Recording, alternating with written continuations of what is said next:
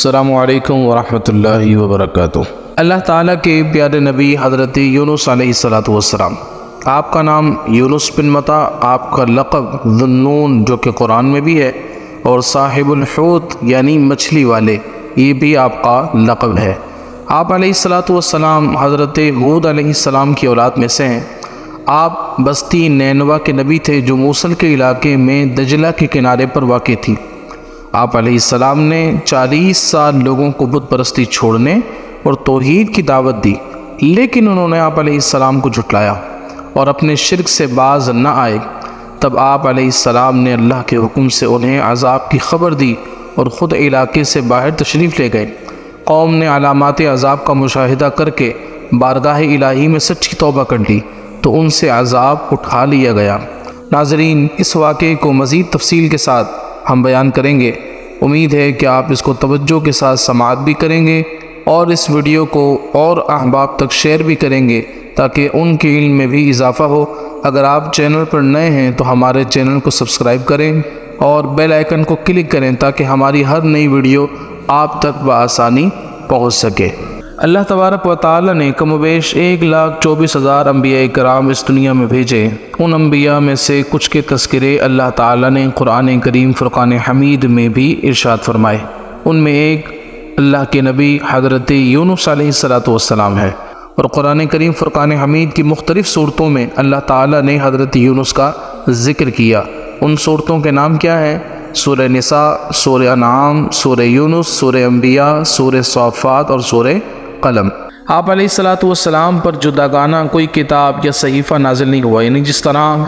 حضور علیہ السلام پر قرآن کریم، عیسیٰ علیہ السلام پر انجیل، موسیٰ علیہ السلام پر تورات اور حضرت داؤد علیہ السلام پر زبور شریف ایک مستقل کتاب نازل کی گئی، اور دیگر انبیاء پر صحیفے، تو اس طرح الگ سے کوئی کتاب یا صحیفہ حضرت یونس علیہ السلام پر نازل نہیں کیا گیا، لیکن مختلف اوقات پر بعض احکام اللہ تبارک و تعالی نے آپ پر نازل فرمائے، اور اس کا ذکر قرآن کریم میں بھی اللہ تعالی نے فرمایا ہے۔ حضرت یونس علیہ السلام کی قوم پر عذاب کیوں آیا، اس کی وجہ جانتے ہیں کہ حضرت یونس علیہ السلام آپ چونکہ نینوا کے علاقے میں رہتے تھے، اور کفر و شرک میں مبتلا جو لوگ تھے ان کو آپ نے بہت سال، کم و بیش 40 سال آپ نے ان کو دعوت دی کہ وہ اللہ تبارک و تعالیٰ کی وحدانیت پر اور آپ کی نبوت پر ایمان لائے، لیکن انہوں نے آپ کی بات نہ مانی بلکہ آپ کی تکذیب کرتے رہے، یعنی آپ کو جھٹلاتے رہے۔ طویل عرصے تک پوری کوشش کے باوجود جب لوگ راہ راست پر نہ آئے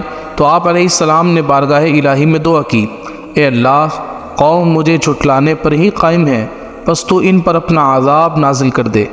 اس پر اللہ تعالیٰ نے فرمایا کہ اے یونس، آپ انہیں خبر دے دیں کہ 3 دن بعد صبح کے وقت ان پر عذاب نازل ہو جائے گا۔ چنانچہ آپ علیہ السلام نے قوم کو عذاب کے آنے کی خبر دے دی۔ نزول عذاب کی خبر سن کر لوگوں نے آپس میں کہا کہ حضرت یونس علیہ السلام نے کبھی کوئی بات غلط نہیں کہی، دیکھو اگر وہ رات کو یہاں رہے جب تو کوئی اندیشہ نہیں، اور اگر انہوں نے رات یہاں نہ گزاری تو سمجھ لینا چاہیے کہ عذاب آئے گا۔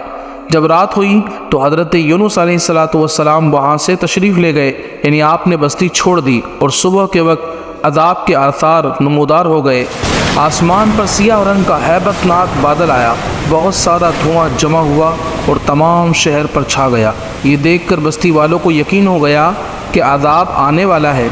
اور انہوں نے حضرت یونس علیہ السلام کو تلاش کیا لیکن آپ کو نہ پایا۔ اب انہیں اور زیادہ اندیشہ ہوا، یعنی اور زیادہ خطرہ ہوا۔ یہ سب دیکھ کر لوگ اپنی عورتوں، بچوں، جانوروں کے ساتھ جنگل کی طرف نکل گئے، موٹے کپڑے پہن کر توبہ اور اسلام کا اظہار کیا۔ شوہر سے بیوی اور ماں سے بچے جدا ہو گئے، اور سب نے بارگاہ الہی میں گریہ وزاری شروع کر دی اور عرض کرنے لگے کہ جو دین حضرت یونس لائے ہیں ہم اس پر ایمان لاتے ہیں۔ چنانچہ انہوں نے سچی توبہ کی اور جو جرائم ان سے ہوئے تھے انہیں دور کیا۔ پرائے مال یعنی دوسروں کے مال جو انہوں نے غصب کر لیے تھے وہ واپس کر دیے، حتیٰ کہ اگر دوسرے کا ایک پتھر کسی کی بنیاد میں لگ گیا تھا تو بنیاد اکھاڑ کر وہ پتھر نکال دیا اور واپس کر دیا۔ اللہ تعالیٰ سے اخلاص کے ساتھ مغفرت کی دعائیں کی تو پروردگار عالم نے ان پر رحم کیا، دعا قبول فرمائی اور عذاب اٹھا دیا گیا۔ اللہ تعالیٰ نے قرآن کریم فرقان حمید میں اس کو اس طرح ذکر فرمایا۔ ترجمہ: تو کیوں ایسا نہ ہوا کہ کوئی قوم ایمان لے آتی تاکہ اس کا ایمان اسے نفع دیتا، لیکن یونس کی قوم جب ایمان لائی تو ہم نے ان سے دنیا کی زندگی میں رسوائی کا عذاب ہٹا دیا اور ایک وقت تک انہیں فائدہ اٹھانے دیا۔ یونس علیہ السلام کا جو دریائی سفر اور مچھلی کا آپ کو نگلنا، یہ ایک ایسا واقعہ ہے جو ہر کوئی جانتا ہے، یعنی اس کے بارے میں یہ اتنا تو معلوم ہوتا ہے سب کو کہ یونس علیہ السلام کو مچھلی کھا گئی تھی یا مچھلی نے آپ کو نگل لیا تھا۔ یہ واقعات اس طرح تو ہمارے سامنے ہوتے ہیں، لیکن اتھینٹک اور مستند بات کیا ہے، اصل واقعہ ہے کیا، اور کیوں آپ کو جو ہے وہ مچھلی کے پیٹ میں رکھا گیا، اس کی طرف ہماری توجہ نہیں ہوتی۔ جانیے کہ حضرت یونس علیہ السلام اپنی قوم کی توبہ سے باخبر نہیں تھے، یعنی جب آپ نے بستی چھوڑی تو چونکہ آپ عذاب کی دعا کر چکے تھے اور اللہ تعالیٰ نے یہ آپ کو کہہ دیا تھا کہ یونس نے خبر دے دو کہ 3 دن میں ان پر عذاب آ جائے گا،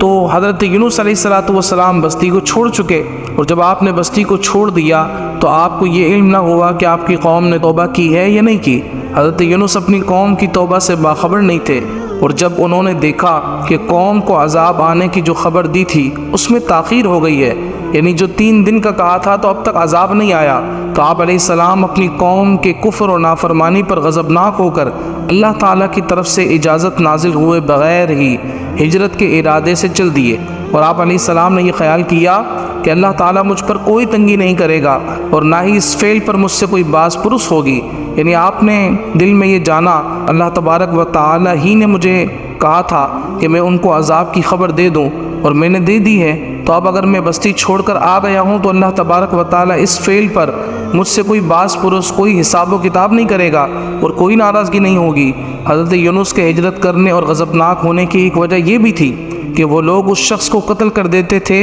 کہ جس کا جھوٹا ہونا ثابت ہو جائے۔ آپ علیہ السلام یقینی طور پر سچے تھے۔ آپ علیہ السلام نے وحی الہی سے ہی انہیں بتایا کہ اگر تم نے میری بات نہ مانی تو تم پر اللہ کا عذاب آئے گا، لیکن چونکہ فی الحال عذاب آیا نہیں تھا تو قوم کی نظر میں آپ کا کہنا واقع کے خلاف تھا، اس لیے آپ قتل کے اندیشے سے وہاں سے چل دیے۔ حالانکہ آپ علیہ السلام نے عذاب کو تو فرمایا تھا، لیکن انہیں کوئی متعین وقت نہیں بتایا تھا کہ جس پر آپ علیہ السلام کو معاذ اللہ آپ کی قوم جھوٹا کہہ سکتی، اور یہی بات حدیث پاک میں بھی ہے کہ حضرت عبداللہ ابن عباس اور حضرت وہب کا قول ہے کہ حضرت یونس نے اپنی قوم سے عذاب کا وعدہ کیا تھا، جب اس میں تاخیر ہوئی تو قتل سے بچنے کے لیے آپ علیہ السلام ان سے چھپ کر نکل گئے۔ آپ علیہ السلام نے دریائی سفر کا قصد کیا اور بھری کشتی پر سوار ہو گئے۔ جب کشتی دریا کے درمیان میں پہنچی تو ٹھہر گئی اور اس کے ٹھہرنے کا کوئی ظاہری سبب موجود نہ تھا۔ ملاحوں نے، یعنی جو کشتی چلانے والے تھے، انہوں نے کہا کہ اس کشتی میں اپنے مولا سے بھاگا ہوا کوئی غلام ہے، قرآن اندازی کرنے سے ظاہر ہو جائے گا کہ وہ کون ہے۔ چنانچہ قرآن اندازی کی گئی، اس میں آپ علیہ السلام ہی کا نام نکلا۔ اس پر حضرت یونس نے فرمایا کہ میں ہی وہ غلام ہوں۔ اس کے بعد آپ علیہ السلام پانی میں ڈال دیے گئے، کیونکہ ان لوگوں کا دستور یہی تھا کہ جب تک بھاگا ہوا غلام دریا میں غرق نہ کر دیا جائے اس وقت تک کشتی چلتی نہ تھی۔ حضرت یونس علیہ السلام دریا میں ڈال دیے گئے تو انہیں ایک بڑی مچھلی نے نگل لیا، اور اس وقت آپ علیہ السلام کا حال یہ تھا کہ آپ خود کو اس بات پر ملامت کر رہے تھے کہ نکلنے میں جلدی کیوں کی اور قوم سے جدا ہونے میں اللہ کے حکم کا انتظار کیوں نہ کیا۔ مروی ہے کہ اللہ تعالیٰ نے مچھلی کو الہام فرمایا، میں نے حضرت یونس علیہ السلام کو تیرے لیے غذا نہیں بنایا بلکہ تیرے پیٹ کو اس کے لیے قید خانہ بنایا ہے، لہٰذا تم نہ تو ان کی کوئی ہڈی توڑنا اور نہ ہی ان کے گوشت کو کاٹنا۔ تو یوں اللہ تبارک و تعالیٰ نے حضرت یونس علیہ السلام کو محفوظ فرما لیا۔ جب حضرت یونس علیہ السلام مچھلی کے پیٹ میں تشریف لائے تو انہیں کئی قسم کی تاریکیوں کا سامنا ہوا، جیسے دریا کی تاریکی یعنی اندھیرا، رات کا اندھیرا، اور مچھلی کے پیٹ کے اندر جو اندھیرا ہوتا ہے، تو یہ سارے اندھیرے تھے اور بالکل تاریکی کا ماحول تھا۔ ان اندھیروں میں حضرت یونس علیہ السلام نے